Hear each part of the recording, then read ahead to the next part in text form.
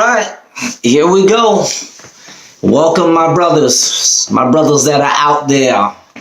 Welcome to Real Talk, Real Truth with the V. Appreciate you guys. Thank you for tuning in. Thank you for watching, and thank you for also allowing me to come into your space. I appreciate it so much. God is the one that chooses the marriage. God is the one that initiates. And trust me, he was dealing with me. Even from after that experience, I was still, talking to women on the phone.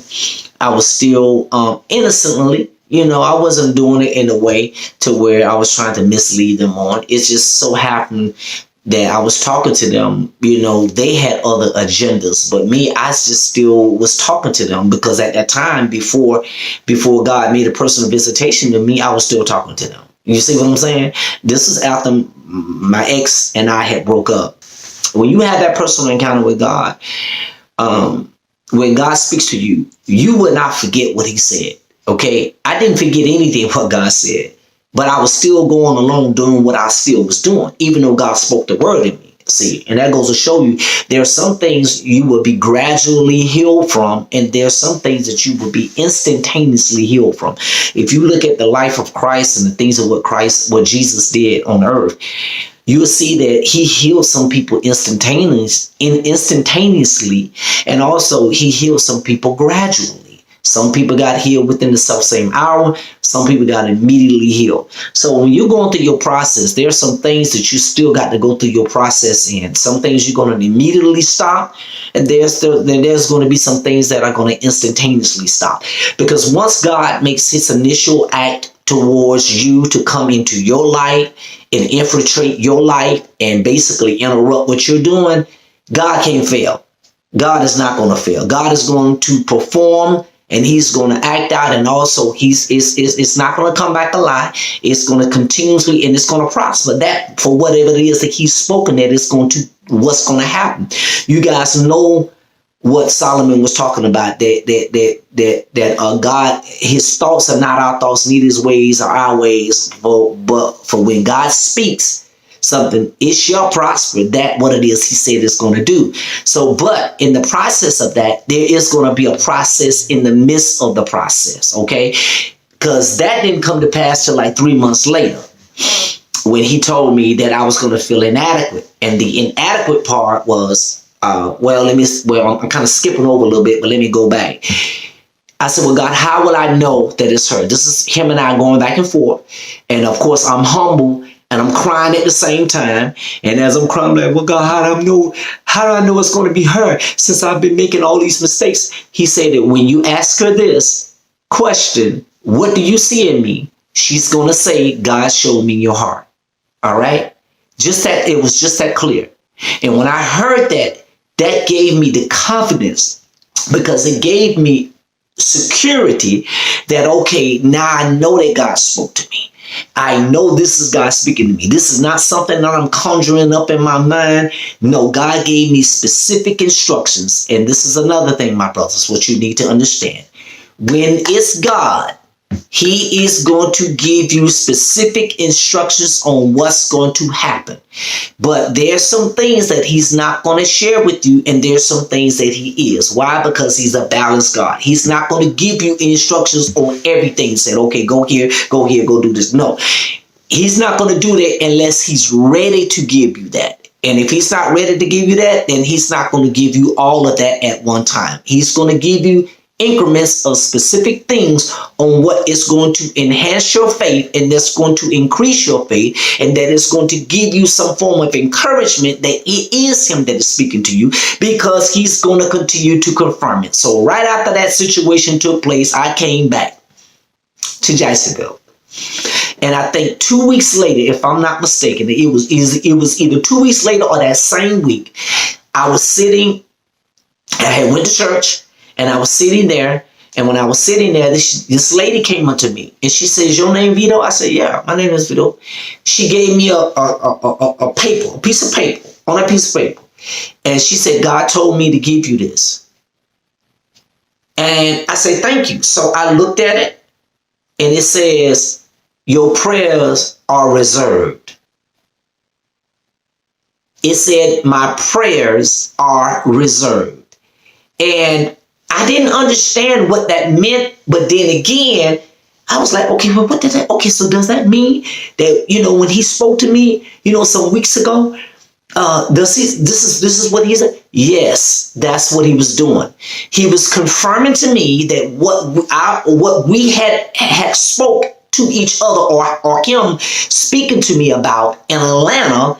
He was really letting me know that he was confirming what took place. And he was saying that your prayers are reserved. And I was like, wow. And I shared it with one of the brothers who I knew. And to this day, he still remembered that. And that was like, 12 years ago. He still remembered that. So I had took that piece of paper and I took it home to my apartment, and I took it and I taped it on the door. I taped it on the door, and I kept looking at that. And when I looked at that, I said, okay, God, okay, so my prayers are being answered. My prayers will be. See, God will show you that your prayers are being answered. And God will reaffirm what it is that he has already told you. He will use someone that he will use to speak to give you a message to you, to let you know that encounter that you were in at that time, it wasn't no flaw. It was real, and it was straight up truth. That's what it was, and it was God. So that helped me. And I didn't know, what was about. But then I think my prayer started to change even more. I started to believe more now. I started to believe that God was going to do it, and God was already in the process of doing it. I just didn't know who she was, because I remember the times that I would pray in my personal prayer time in my apartment. I would be like, God, I thank you for blessing me with the wife that you have chosen for me. I thank you for blessing her to be the way you desire her to be. I thank you for blessing her to have a good job, a good education, have great credit. I mean, these are the things that I was just listing, right? And I didn't even have a list, but I was just thanking him for that, right? Because I know, and you don't have to pray for that. I'm just telling you what I did. You don't have to pray for that. You don't have to pray like that, because one thing about God, he knows exactly what you need. So he's not going to give you anything that you not need. He's going to give you everything you do need. And he knows exactly what I needed. Okay. And I could have been praying in the spirit and didn't even know it. You know what I'm saying? That who he was preparing for me, she was going to have all of those qualities. You know what I'm saying? It ain't like I went to my dining room table and sat down and said, okay, I want her to have this, I want her to have that. No, that was just my prayer started to change. I started to believe it, and my prayer started to be more of faith than just prayer of asking in faith.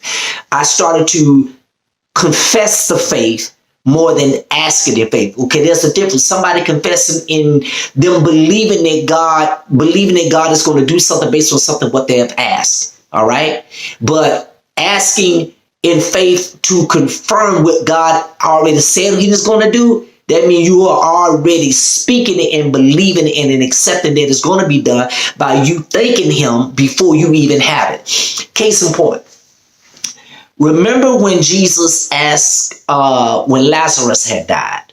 Remember Lazarus had died. And I think it was either Mary or Martha. One of them said, if you would have been here, then my brother still would be alive. But remember, it took 4 days for Jesus to get there.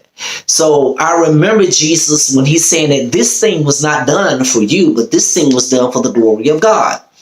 Now, if you listen to what Jesus spoke, all right, and what Jesus prayed, this is what his prayer was. He said, Father, I thank thee for thou hast heard me, because I know that thou hast heard me always, but for the sake of them. So if you listen to that prayer, he said, I thank you for hearing me, for thou always hear me. That means that he believed that his father heard him before he even asked. So in my prayer, when I was praying at the time, I was thanking God for blessing me with the wife that he was going to give me based on my encounter with him in March, and also him reaffirming what he was going to do with me by the young lady, or the lady bringing this note to me saying that my prayers have been reserved. So all of that I use as a stepping stone to believe and profess and proclaim what he was going to do by me acknowledging that he's going to do it and thanking him for doing it before it even came to fruition, before I even saw it.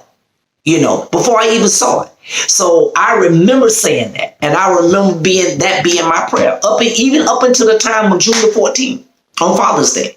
I remember that, and I remember that day just as clear as day when I got on my knees in my apartment, and I went before I went to go out and go to the fellowship, to go and congregate. I remember. My prayer was, God, thank you for blessing me with the wife that you have purposed me and the one that you have created for me for your glory. Thank you for blessing her to be the way that you want her to be. Thank you. And I start calling out those things. Her having an education, her having good credit, her having a nice job. You understand what I'm saying? These are the things that I was basically proclaiming. And you got to understand what I said now. I didn't do that before. I only did that after my experience with God, because it's one thing by trying to cause something to be not as though they were, versus God saying something is going to be as it is before it happens, and then you go off of what God said.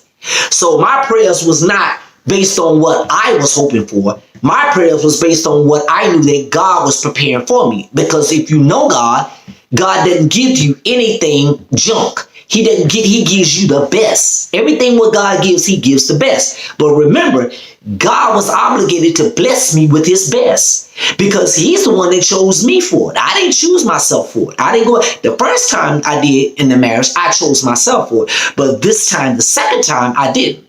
God chose the marriage for me. So that's what I want to share with you on this day, Father's Day.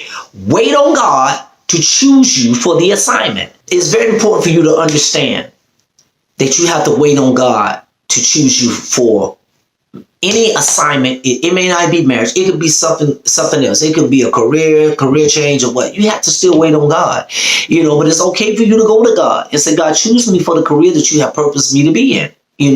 God, choose me for the direction that you desire me to go that will bring glory to your name. See? So that's what I did.